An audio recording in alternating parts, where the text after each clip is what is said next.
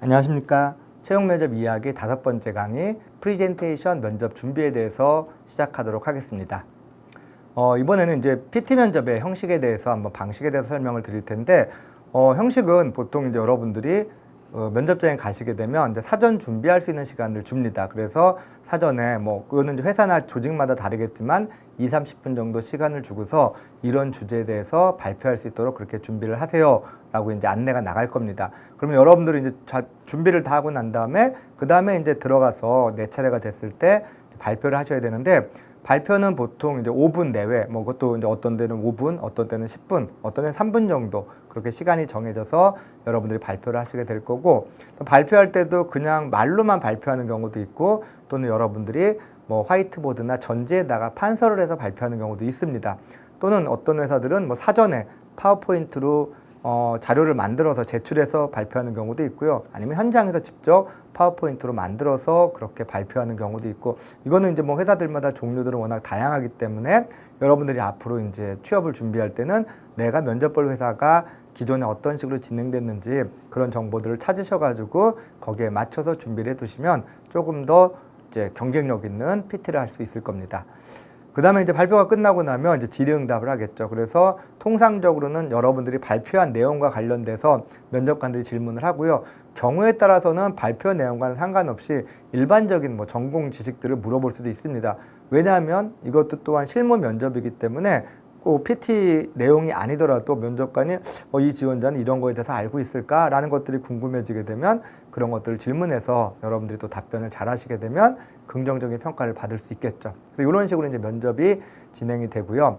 그 다음에 이제 보통 주제들은 어떤 주제를 주어지냐면, 제가 이제 크게 3가지로 한번 구분을 해봤습니다. 첫 번째는 내용 설명 유형이라 그래서 보통 이제 전공 관련된 이론이나 지식에 대해서 얼마큼 알고 있는지 이런 것들을 이제 앞서서 실무 면접에서 그냥 이렇게 물어볼 수도 있지만, 여기에서는 이제 그런 것들을 좀 더 PPT로 만들어 또는 자료로 만들어 가지고 너가 논리적으로 한번 발표를 해봐라, 이렇게 이제 진행을 하겠죠. 그래서 이제 내용 설명 유형이고요. 이거보다 조금 이제 한 단계 업그레이드 된 게 문제 해결 유형입니다. 이 형식은 뭐냐면 그냥 단순히 기본 이론이나 지식을 설명하는 게 아니라 그런 것들을 토대로 해서 우리가 지금 제시해준 이런 상황들, 이런 문제들을 한번 스스로 해결을 해봐라, 여기에 대한 솔루션들을 도출해봐라, 이런 식으로 진행되는 것들이 문제 해결 유형입니다. 그 다음 마지막으로 이제 자료 분석 유형 같은 경우는 형식은 문제 해결 유형과 동일한데 차이점은 뭐냐면, 문제 해결 유형은 그냥 내가 알고 있는 지식, 내 머릿속에 있는 내용만 가지고서 이제 준비를 한다 그러면, 자료 분석 유형은 이제 자료를 제공해줘요. 여러 가지 데이터라든지 관련 자료들을 여러 개 주면 여러분들이 주어진 짧은 시간 동안 그 내용들을 잘 분석을 해서 그걸 토대로 해서 문제를 해결할 수 있게끔 그렇게 하는 이제 유형이 자료 분석 유형이라고 이제 이해하시면 될 것 같습니다. 그래서 한번 예시를 잠깐 보여드리면, 지금은 이제 이렇게 진행을 하지 않지만 제가 이제 근무할 당시에 현대자동차에서 실제 이제 나왔었던 PT 주제인데, 당시 이제 해외 영업 마케팅을 지원했던 지원자들에게 이런 주제를 줬습니다. 그래서 이제 시장 지위가 이렇게 나눠져 있는데, 근데 현대자동차가 글로벌 리더로서의 지위를 확보하기 위해서는 어떻게 해야 되느냐, 바로 문제 해결 유형이죠. 단순히 어떤 지식을 물어보는 게 아니라 너가 가지고 있는, 지원자가 가지고 있는 지식을 토대로 해서 우리가 지금 이렇게 얘기하는 이런 상황의 문제를 한번 해결해 봐라 라는 식의 이제 형식이었고요. 그 다음에 이제 연구개발 기계 계열 지원자들에게 냈었던 질문이었습니다. 이런 것들을 보시게 되면 이 사람이 내연기관이라는 전공 수업을 충실히 들은 사람이라 그러면 이러한 어떤 PV 선도도 알 거고, 또 이러한 오토 사이클이나 디젤 사이클들을 이해하기 때문에 그거에 대해서 한번 발표를 해봐라 라고 하면, 이 부분도 이제 여러분들이 잘 발표를 하시게 되면 좋은 평가를 받을 거고, 반면에 내가 이제 이 지식을 가지고 있지는 않겠지만 좀 부족하게 가지고 있거나 또 기억이 잘 안 나는 경우에는 아무래도 상대적으로 잘하기는 어려울 것 같습니다. 그래서 이런 식으로 이제 예시를 보여드렸고요. 그러면 이제 여러분들이 어떻게 준비해야 되느냐, 면접 요령을 준비 요령을 설명을 드리면, 처음에 이제 준비할 시간을 주기 때문에 그 시간 동안 여러분들이 뭘 해야 되느냐, 이제 이런 거죠. 내가 발표할 주제를 어떻게 소개할 건지도 간단하게 생각을 해보셔야 돼요. 왜 그러냐면, 이게 단순한 것 같지만 긴장된 상황에서 여러분들 이제 발표 딱 타이밍이 돼서 들어갔습니다. 먼저 인사부터 하겠죠. 안녕하십니까? 생산기술 지원자 누구입니다. 이제 자기 얘기하고, 그 다음에 이제 저는 오늘 이런 주제에 대해서 발표하도록 하겠습니다라고 이제 여러분들이 주제를 얘기해 줘야 되는데, 그때 이제 이 질문이 되게 짧지 않고 긴 질문을 줬다 그러면 여러분들이 이제 그걸 요약해 가지고 저 오늘 이런 내용 발표합니다라는 거를 자신 있게 들려줄 수 있어야 돼요. 그래서 발표할 주제를 어떻게 서머리해서 들려줄 건지 그 부분을 생각해 보시고요.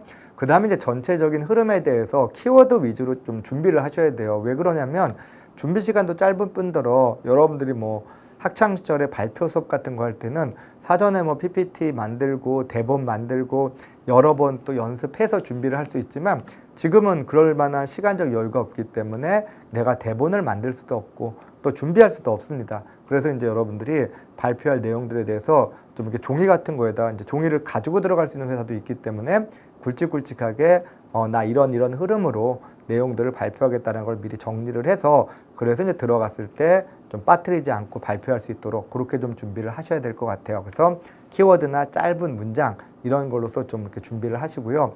그 다음에 이제 결론 부분은 굉장히 중요합니다. 뒤에서 한 번 더 설명을 해드리겠지만, 그래서 결론을 좀 내가 어떻게 할 건지 그런 것들을 잘 고민하셔가지고 좀 더 차별화를 주시면 좋을 것 같아요.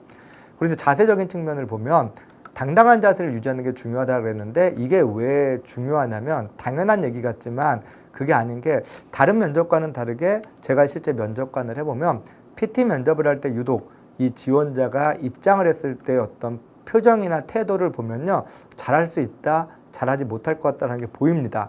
왜 그러느냐, 여러분들이 이미 이제 밖에서 대기할 때 주제를 받아서 준비를 했는데, 그때 운 좋게도 내가 잘 알고 있는 주제, 예상했던 주제가 나오면야 여러분들이 자신 있게 준비해서 이제 발표를 하시겠죠.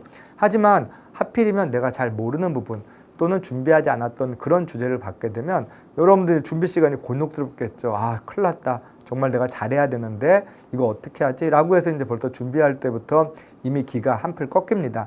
그러다 보니까 이제 내 발표를 할 때도 뭔가 눈치를 보게 되고 목소리가 작아지고 또 당당하지 않은 그런 모습을 통해서 면접관들로 하여금 안 좋은 그런 평가를 받는 가능성이 높아집니다. 그래서 이때 저는 그래요. PT 면접할 때는 몰라도 뻔뻔하게, 틀려도 뻔뻔하게 하는 게 더 좋다. 왜?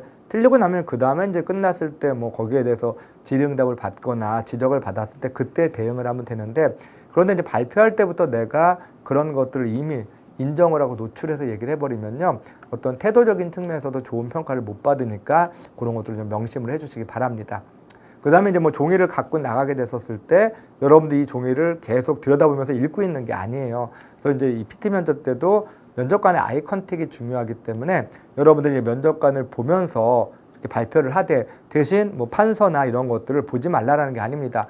PT 자료나 판서를 보게 될 때는 그때는 내가 내용을 몰라서 보는 게 아니라 뭔가 면접관들에게 집중시키기 위해서, 예를 들면 제가 이제 PT 면접을 하고 있습니다. 그러다가 이제 여기를 보고서 저 그럼 발표 자세에 대해서 말씀드리겠습니다라고 이제 얘기하는 거는 제가 이 내용을 보려고 하는 게 아니라 면접관들로 하여금 여기 보세요라는 그런 식의 이제 어떤 의미로서 집중, 그런 의미지, 내가 계속 이거를 보고서 내용을 읽고 있는 건 아니다라고 여러분들이 이해를 하시면 될 것 같아요.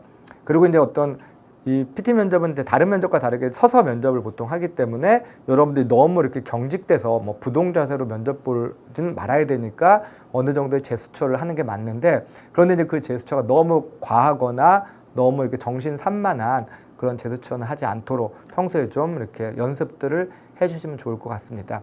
그리고 이제 말하는 속도도 너무 빨리 말하게 되면 면접관들이 이해하기가 어려우니까 좀 평소보다 속도를 좀 늦춰서 천천히 얘기하는 거, 이런 것들도 좀 여러분들이 사전에 연습도 해보시고 또 실전에서도 좀 신경을 쓰면서 진행을 해나가시면 좋을 것 같아요. 그리고 이제 또 좀 두 번째 요령을 설명해 드리면요, 보통은 이제 구두로 말로만 발표하는 회사야 그냥 하면 되지만, 이렇게 이제 판서나 이런 것들을 할 수 있는 회사라 그러면 그때는 여러분들이 판서를 잘 활용을 하셔야 돼요. 그래서 판서를 활용할 때는 뭔가 이렇게 좀 이렇게 개요 같은 것들을 쓰기보다는 도식화 시켜서 하는 게 가장 좋습니다. 제가 그 부분은 이제 뒤에서 한 번 더 설명을 드리겠습니다. 그 다음에 이렇게 해서 이제 판서를 하고 나면 이제 발표를 할 텐데, 발표할 때도 이제 처음에 그냥 막 하지 말고 발표할 때 이제 서두에 밑그림을 그리는 거, 저는 오늘 이런 것들을 제시하고 또 이런 것들을 이러이런 식으로 해서 이런 흐름으로 발표하겠습니다. 즉 목차와 같은 내용들을 처음에 이제 여러분들이 한번 서머리 해주세요. 그러고 나면 이제 면접관들도 이 지원자가 이러이러한 내용들을 이런 흐름으로 발표하겠구나라고 이해를 해서 여러분들의 내용들이 더 귀에 잘 들어오겠죠. 그렇게 하고, 그다음에 이제 마지막은 아까 가장 중요하다고 했지만, 마지막은 뭔가 전체 내용을 서머리할 수 있게 랩업을 좀 하거나 중요한 것들을 한 번 더 되짚어 주거나, 또는 이 질문에는 포함되어 있지 않지만 이 문제를 해결해 이제 결론을 냈는데 이거를 내가 앞으로 일함에 있어서 또 이 회사에서 잘 활용할 수 있는 분야가 있을 것 같다. 그러면 그런 것들을 애들로 내가 결론 부분에다가 한 번 더 제시를 해주게 되면 그런 것들도 좀 더 면접관들 입장에서는 긍정적으로 평가가 될 수 있습니다. 그래서 그런 건 여러분들이 한번 고민을 해보시면 좋을 것 같아요. 그리고 이제 어떤 시간이 5분 발표라 그러면 물론 이제 시간을 여러분들이 막 체크할 수 있거나 또 미리 알려주거나 그런 경우는 많지 않습니다. 내가 이제 감각적으로 그런 시간들을 좀 이해해야 되는데, 시간이 너무 초과되게 되면 부정적 검토가 될 수도 있고, 또 일부 회사는 시간 다 됐으니까 그만하세요라고 하면 여러분들은 이제 후반에 결론도 내지 못하고서 끝나는 경우도 생길 수 있어요. 그리고 또 너무 빨리 끝나는 것도 당연히 내용이 부실하기 때문에 좋은 평가로 이루어질 수는 없겠죠. 그래서 그런 것들 참고해 보시고, 그 다음에 이제 이게 아까 그런 판서는 보통 이제 많은 그 지원자들이 목차를 많이 씁니다. 이렇게 한 원페이지 이렇게 판서를 할 때는. 근데 이제 여러분들은 이제 목차보다는 저는 좀 핵심 내용을 중심으로 해서 도식화 또는 구조화시켜서 판서를 하면 좋겠다라고 했는데, 이런 것들이 이제 뭐냐면 예시를 보여주면 이런 거죠. 이런 뭐 as is to be 또는 뭐 변경 전 변경 후 또 현재와 미래 개선 전 개선 후 이렇게 어떤 항목들을 한눈에 알아볼 수 있게끔 그런 식으로 표현을 해주거나, 아니면 여러분들 보통 이제 파워포인트 만들 때 이러한 어떤 도형 형식들 많이 쓰죠. 그래서 어떤 이렇게 네모, 동그라미, 화살표 이런 걸 통해 가지고 전체적인 내가 주장하는 내용들 또는 내가 제시하고자 하는 내용들의 흐름들을 좀 더 이렇게 논리적으로 보여줄 수 있게끔 이렇게 판서를 하시게 되면 조금 더 판서부터 눈에 띄기 때문에 좋은 평가를 받을 가능성이 높습니다. 끝으로는 이제 평가 항목에 대해서 말씀을 드리면, 평가 항목은 첫 번째 뭐 직무 면접이니까 직무 역량들을 평가하겠죠. 그래서 여러분들이 얼마나 전공 지식이나 직무에 대해서 이해하는지 이런 걸 평가하는 게 맞는데, 그런데 이런 것들은 우리 이제 두 번째 강좌에서 했었던 그런 직무 면접이나 실무 면접을 통해서도 얼마든지 평가할 수 있습니다. 그런데 왜 굳이 회사에서 이렇게 PT 면접을 하느냐? 바로 이제 두 번째 내용이죠. 커뮤니케이션 능력들을 평가해 보는 거예요. 내 생각을 상대방에게 전달하는 것도 중요하기 때문에 얼마나 논리적으로 잘 전달하느냐 이런 것들도 우리가 평가하고, 그 다음에 그 외에는 어떤 뭐 이렇게 긍정적인 자세나 호감 가는 음색, 자신감 있는 태도, 또 어떤 창의적인 부분들 이런 것들을 이제 두루두루 평가하는 게 이제 PT 면접인데, 여기서 마지막으로 여러분들에게 이제 제가 뭔가 이렇게 좀 조언을 해드리면, 물론 첫 번째, 두 번째 항목이 고루고루 잘 돼야지만 높은 평가를 받아요. 하지만 첫 번째 항목은 아까처럼 운이 좀 없거나 내가 방향성을 잘못 잡아서 잘 모르는 주제가 나왔습니다. 그러면 이제 1번 항목에서는 높은 평가를 받기는 어렵죠. 그러면 여러분들은 2번, 두 번째 항목에서 최대한 높은 점수를 받아서 첫 번째 부족한 거를 상쇄해야지만 합격 가능성이 생기는데, 그런데 이제 안타깝게도 실제 첫 번째가 부족하다고 느낀 지원자들은 두 번째 또한 자신감이 없이 그냥 발표를 하다 보면 결국은 합격 가능성이 생기기가 힘들어지겠죠. 그래서 여러분들은 어찌됐든 간에 2번 이런 부분을 굉장히 중요하다고 생각을 해서 평소에 준비를 많이 해두시게 되면 설상 내가 잘 모르거나 낯선 주제가 나오더라도 어느 정도 평균 이상의 평가를 받을 수 있을 수 있다라는 생각을 하셔가지고 대비를 해두시면 좋을 것 같습니다. 자, 그러면 이번 강좌는 여기서 마치도록 하겠습니다. 자, 수고 많이 하셨습니다.